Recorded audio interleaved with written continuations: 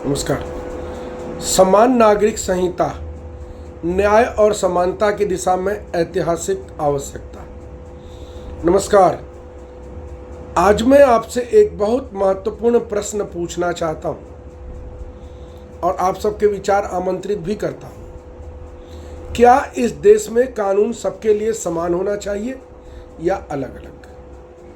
क्या हमारी माताओं और बहनों के अधिकार धर्म के आधार पर तय होने चाहिए या संविधान के आधार पर?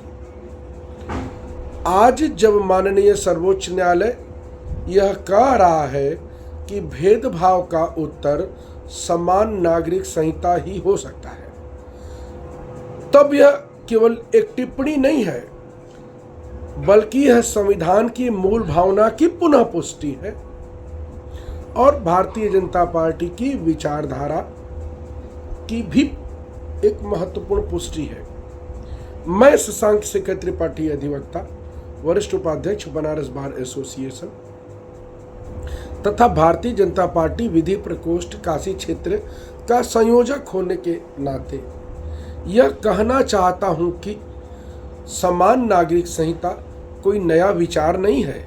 यह विचार भारत के संविधान में पहले से मौजूद है। हमारे संविधान के अनुच्छेद 44 में स्पष्ट रूप से यह कहा गया है कि राज्य देश में समान नागरिक संहिता लागू करने का प्रयास करेगा। संविधान निर्माताओं ने यह प्रावधान इसलिए रखा था क्योंकि वे जानते थे कि एक आधुनिक राष्ट्र में नागरिक अधिकार समान होने चाहिए। उनमें जाति, क्षेत्र, संप्रदाय, पंथ और लिंग का विभाजन नहीं होना चाहिए।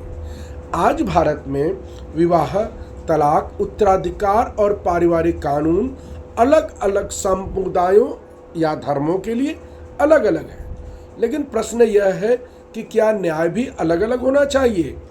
सर्वोच्च न्यायालय ने कई बार इस विषय पर अपनी आपत्ति व्यक्त की, अपनी चिंता व्यक्त की।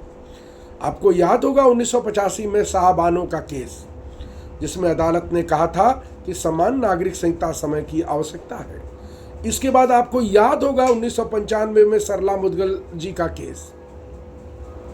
इसमें भी सुप्रीम कोर्ट ने कहा था कि अलग अलग व्यक्तिगत कानून कई बार न्याय के मार्ग में बड़ी बाधा बन जाते हैं और राजनीतिक स्वार्थों के लिए इसका इस्तेमाल नहीं किया जाना चाहिए।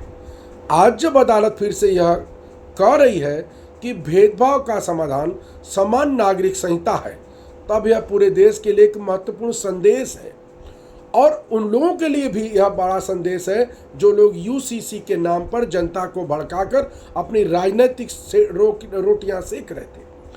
भारतीय जनता पार्टी वर्षों से यह स्पष्ट रूप से कहती रही है कि समान नागरिकता संहिता किसी धर्म के विरुद्ध नहीं है।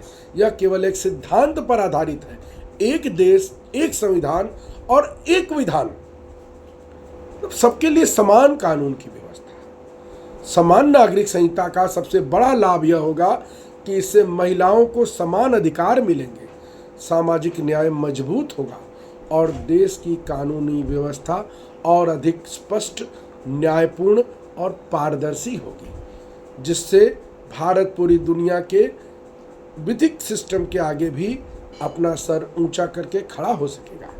एक अधिवक्ता होने के नाते मैं यह मानता हूं कि कानून का सबसे बड़ा उद्देश्य न्याय स्थापित करना होता है और यदि किसी व्यवस्था में भेदभाव की संभावना है तो उसे सुधारना ही लोकतंत्र की मजबूती है। कई बार संविधानों में संशोधन किए गए हैं अपनी व्यक्तिगत और राजनीतिक महत्वाकांक्षाओं को पूरा करने के लिए। आज भारत एक नए आत्मविश्वास के साथ पूरी दुनिया में आगे बढ़ रहा है। आदरणीय प्रधानमंत्री श्री नरेंद्र मोदी जी के नेतृत्व में देश में कई ऐतिहासिक निर्णय लिए गए हैं, जिनका उद्देश्य समाज में न्याय और समानता को मजबूत करना है।